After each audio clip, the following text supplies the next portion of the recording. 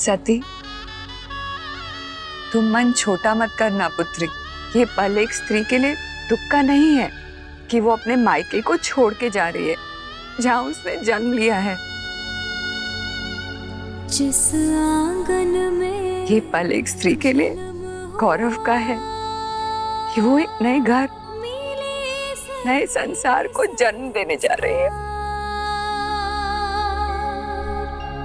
छोड़ के अब अंगना वही चली पिया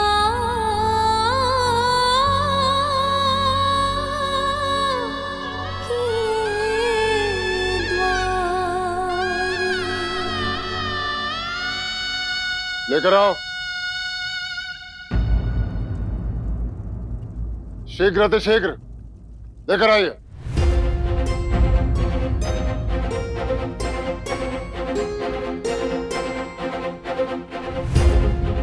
यहां रखो।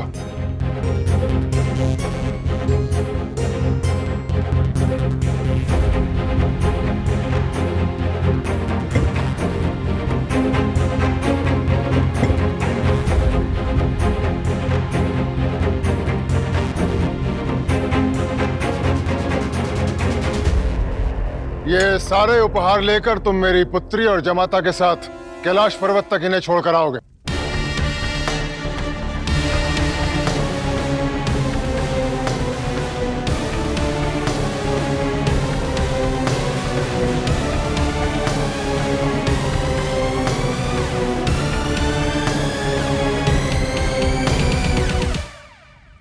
ये सब क्या है प्रजापति दक्ष? एक पिता का अपनी पुत्री के लिए स्नेह। मेरी पुत्री ने एक कैलाशवासी से विवाह किया है। स्वप्न और वास्तविकता के बीच का अंतर उसे ज्ञात नहीं है। जिन सुख सुविधाओं में वो यहां पली बड़ी है, उसका एक अघोरी कपालिक से अपेक्षा करना व्यर्थ होगा।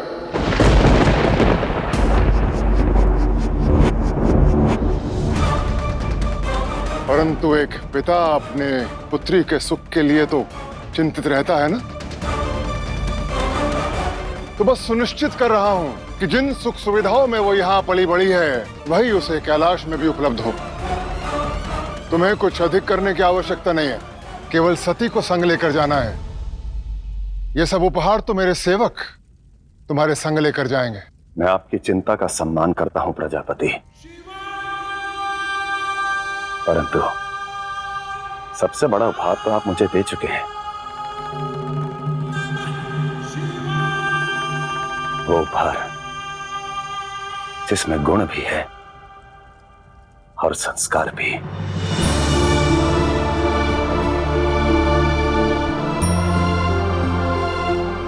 इतनी योग्य पत्नी पाने के पश्चात मुझे किसी और उपहार की कोई आवश्यकता नहीं।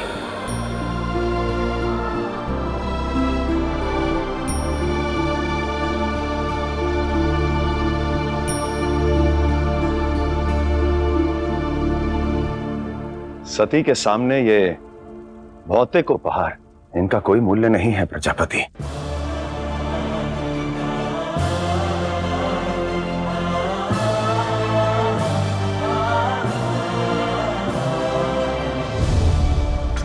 और सती जानती हैं कि वो कहां जा रही हैं, और मैं जानता हूं कि कैसे उन्हें सुख का अनुभव कराना है।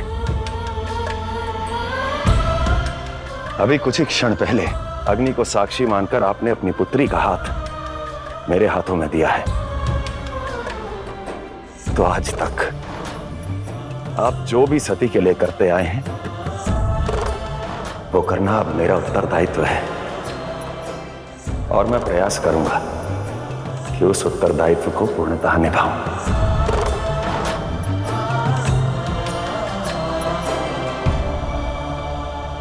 और यदि सती को सुखी नहीं रख पाया तो अवश्य आपको सहायता के लिए कष्ट दूंगा। प्रजापति, कई बार माता पिता अपनी पुत्री के लिए जो सुविधा चाहते हैं, वही सुविधा उसके पारिवारिक जीवन में दुविधा का कारण बन जाती है।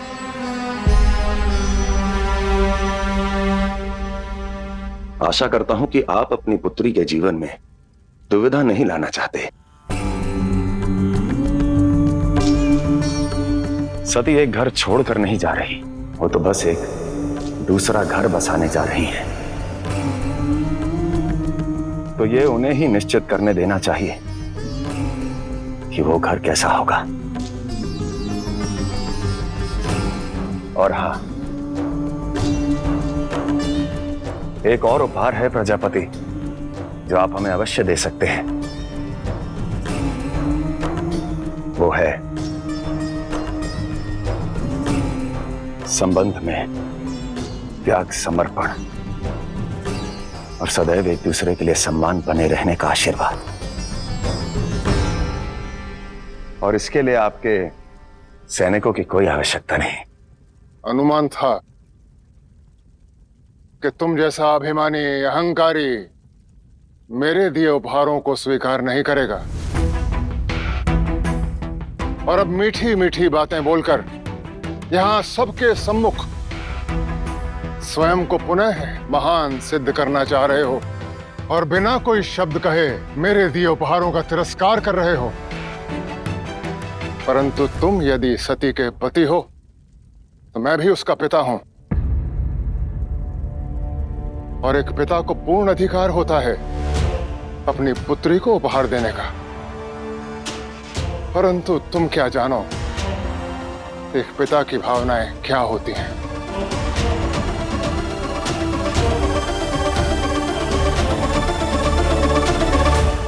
बड़े भैया, शिव तो जगत के पिता है, भला इनसे अधिक एक पिता की भावनाओं को और कौन समझेगा। नारद, अपनी ये वीणा कहीं नेपथ्य में जाकर बजाओ। कब समझोगे कि जब दो बड़े बात कर रहे हो तो छोटों का सदैव हस्तक्षेप सद्बुद्धि की निशानी नहीं है।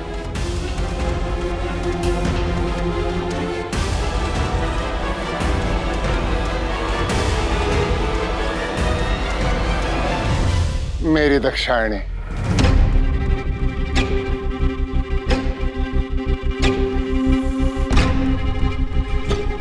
मेरी पुत्री, तू तो मेरी भावनाएं समझती है ना।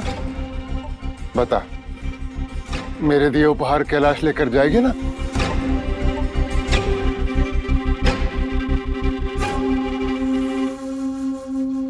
क्षमा कीजिए पिताश्री, मैं शिव की बातों से सहमत हूं।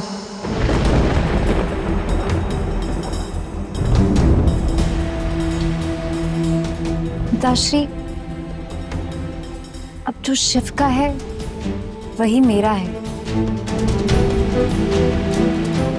उनके दुख मेरे दुख, उनके सुख मेरे सुख। अब हम दोनों एक ही तो हैं। हमारे विवाहित जीवन में जो भी उतार चढ़ाव आएंगे, जो भी सुख दुख आएंगे, हम मिलकर हल कर लेंगे। शिव ने सही तो कहा, आपका सबसे बड़ा उपहार आपके संस्कार हैं, जो मैं अपने साथ लेके जाऊंगी। और आपने जिस तरह से मेरा लालन पालन किया है, मैं जीवन की हर कठिनाई का सामना मुस्कुरा के करूंगी। अब आपके संस्कारों के साथ साथ शिव की शक्ति भी है मेरे साथ।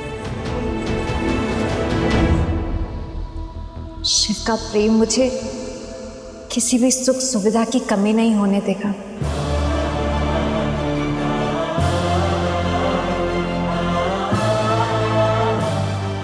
अद्भुत। अभी तो मेरी पुत्री ने घर की चौखट पार भी नहीं की है, दक्षायणी सती से शिव की सती बन गई।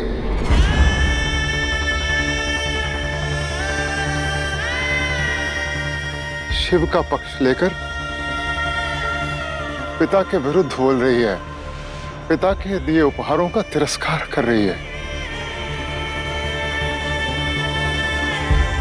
कुछ ही क्षण पहले मैं आपसे एक उपहार मांगा था पिताश्री,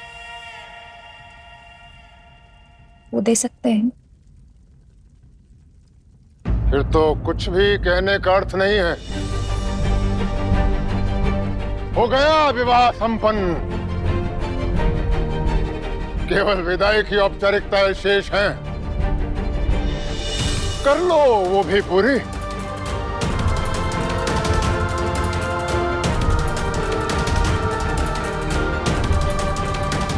पिताश्री, आप अपनी पुत्री को रूठ कर विदा करेंगे? अपनी विदा होती पुत्री का मुख भी नहीं देखेंगे मुड़कर? इसका क्या अर्थ समझूं मैं? जो बचपन से आपने स्नेह और प्रेम दिया था वो सब झूठ था। जब मन पर भ्रम का पर्दा पड़ा हो तो सच भी झूठ ही नजर आता है।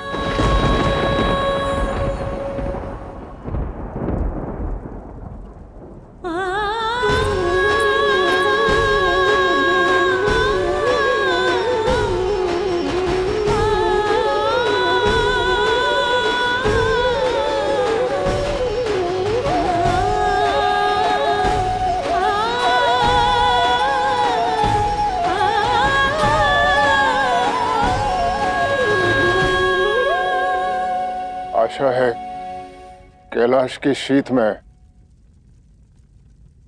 पिता के प्रति ये स्नेह ठिठुर कर जम नहीं जाएगा।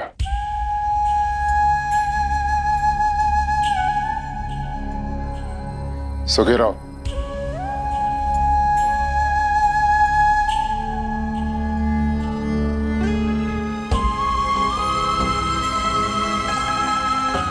सती, चलो सती, विदाई का मुहूर्त निकला जा रहा है।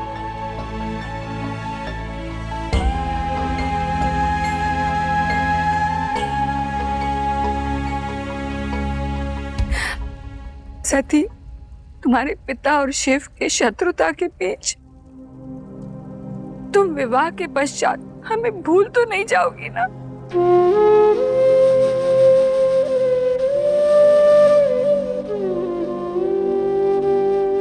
माताश्री, मैं नया रिश्ता जोड़ने जा रही हूँ, पुराने रिश्ते तोड़ने नहीं।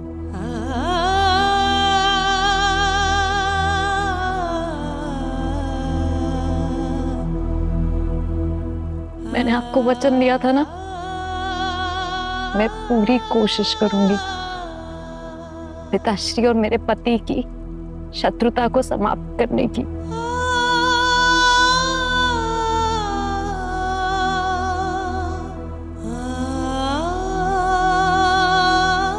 बस अपने आशीर्वाद का बल दीजिए, और कुछ नहीं चाहिए।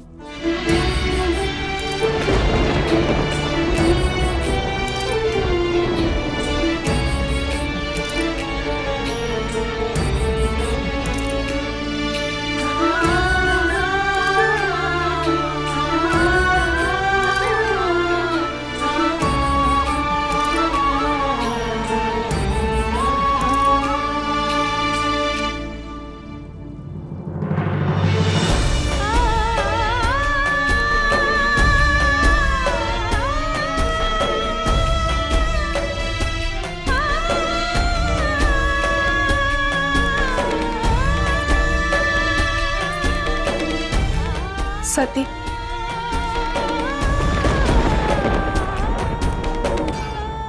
अपनी हथेली की छाप यहाँ लगाती चली जाओ। ये प्रतीक इस बात का वचन है कि एक पुत्री के विवाह होने के बाद उसका सदैव उसके पिता के घर में स्वागत रहता है।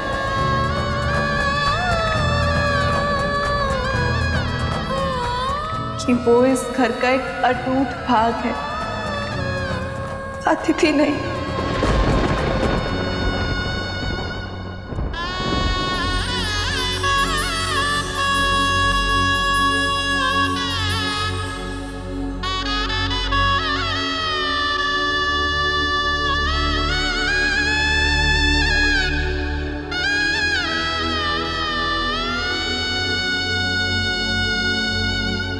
जिस आंगन में जन्म हुआ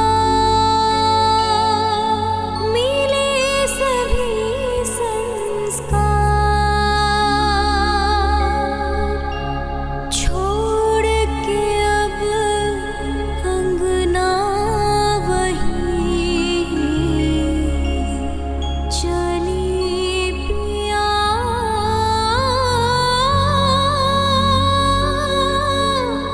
किए द्वार।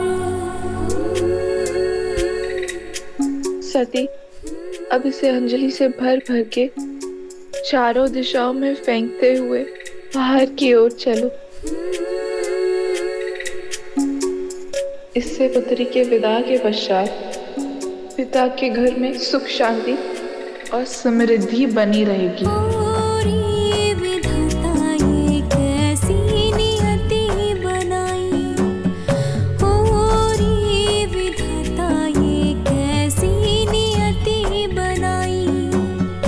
आज पिता के घर से बेटी की विदाई, ओरी विधाता ये कैसी नियति बनाई, ओरी विधाता ये कैसी नियति बनाई।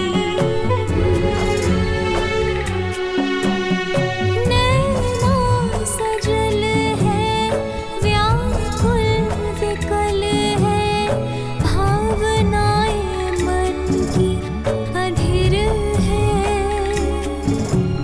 जुड़ के किसी से टूट जाए बंधन, ये कितना गंभीर है।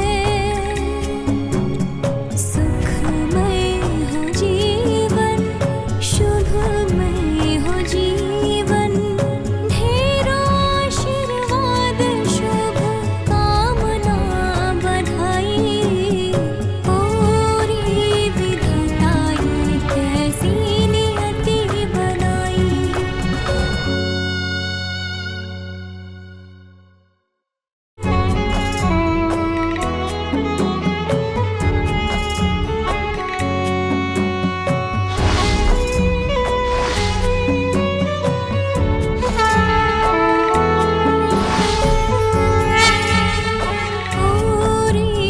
विधाता ये कैसी नियति बनाई, ओरी विधाता ये कैसी नियति बनाई।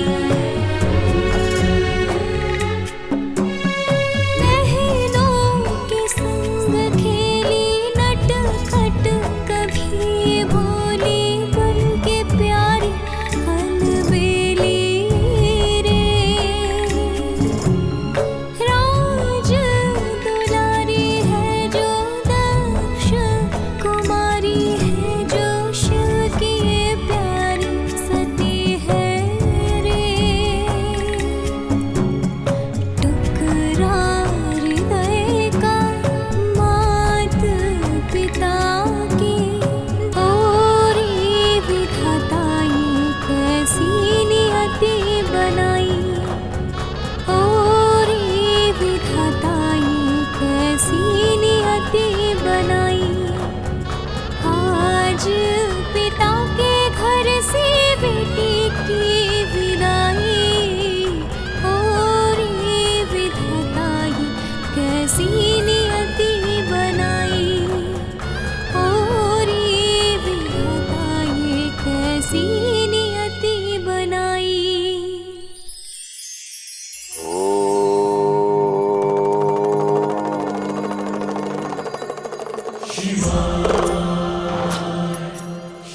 इस संसार का सबसे घातक अस्त्र क्या है?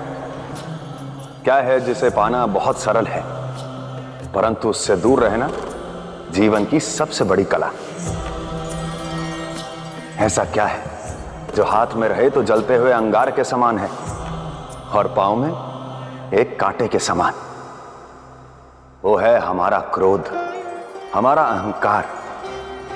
जब क्रोध और अहंकार मिल जाएं, तो वो हाथ में पड़े उस जलते अंगार के समान हो जाते हैं जिसे हम जितना भी अधिक मुट्ठी बंद करने की चेष्टा करें वो और पीड़ा देता है, या पांव में लगे उस कांटे के समान जो रखकर आगे नहीं बढ़ा जा सकता। तप का तो अर्थ ही है क्रोध को साधो, त्याग का तो अर्थ ही है अहंकार को त्यागो, अन्यथा अंत तांडव करने को प्रस्तुत रहेगा।